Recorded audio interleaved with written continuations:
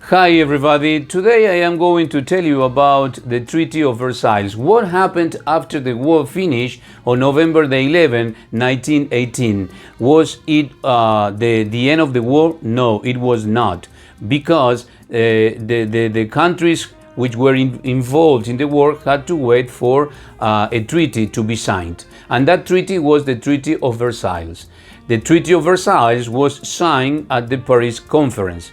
It was a totally unfair treaty for Germany and Austria because they were not invited to sign the treaty. It was a dictated peace, remember, a dictated peace and not a negotiated peace between the winning side and the vanquished countries.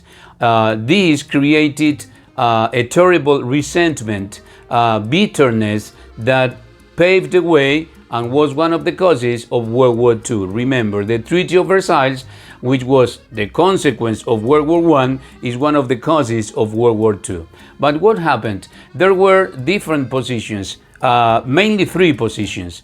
The hardest position was the position that was held by France. Georges Clemenceau was the leader of the French government, and obviously remember what happened with the Franco-Prussian War in 1870. The French had lost Alsace and Lorraine at that time, and they wanted to take revenge. Do you remember the revenge movement that was one of the causes of World War I? Well, that revenge movement was present, obviously, in this treaty. And Clemenceau and France wanted to destroy Germany. They wanted to cripple Germany. Another important opinion or point of view was held by Great Britain, by Lloyd George, who was the Prime Minister.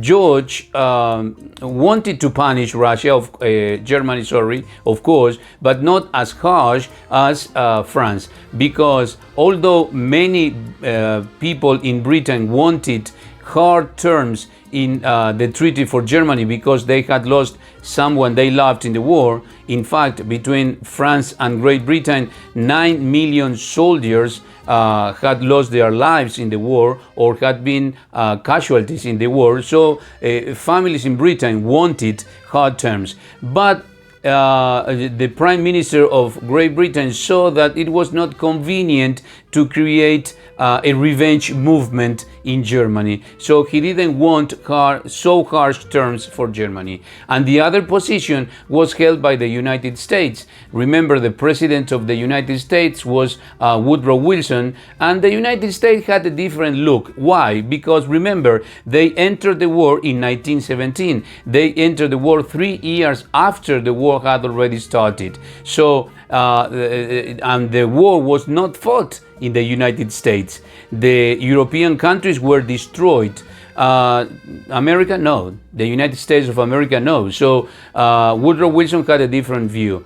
He didn't want to punish Germany so hard because he didn't want communism to be spread, and he knew that Germany, with boundaries with Russia, was or with the Soviet Union at that time was going to come in 1922, didn't want communism to be spread. So that is why he wanted a strong Germany and not a weak Germany.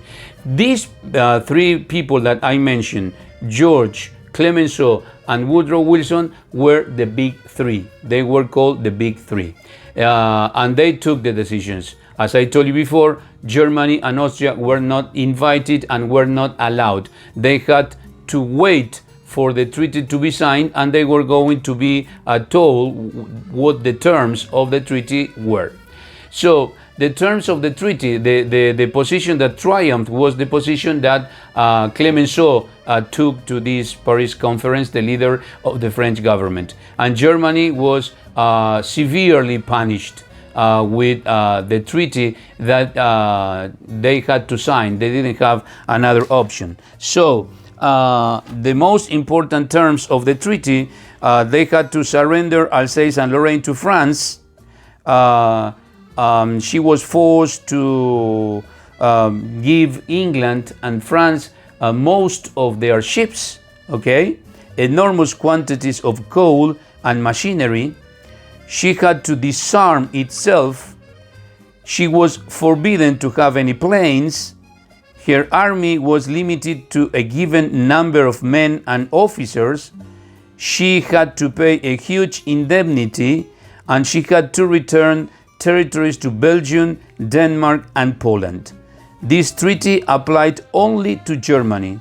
Separate pacts were drawn up to settle accounts with Germany's allies, that is to say, Austria, Turkey, Hungary, and Bulgaria. So these were the terms of the treaty that Germany had to accept. She did not have another option but to obviously say yes to this Treaty of Versailles. Germany's armed forces, for example, the size and power of the German army was a major concern of all the powers, especially France.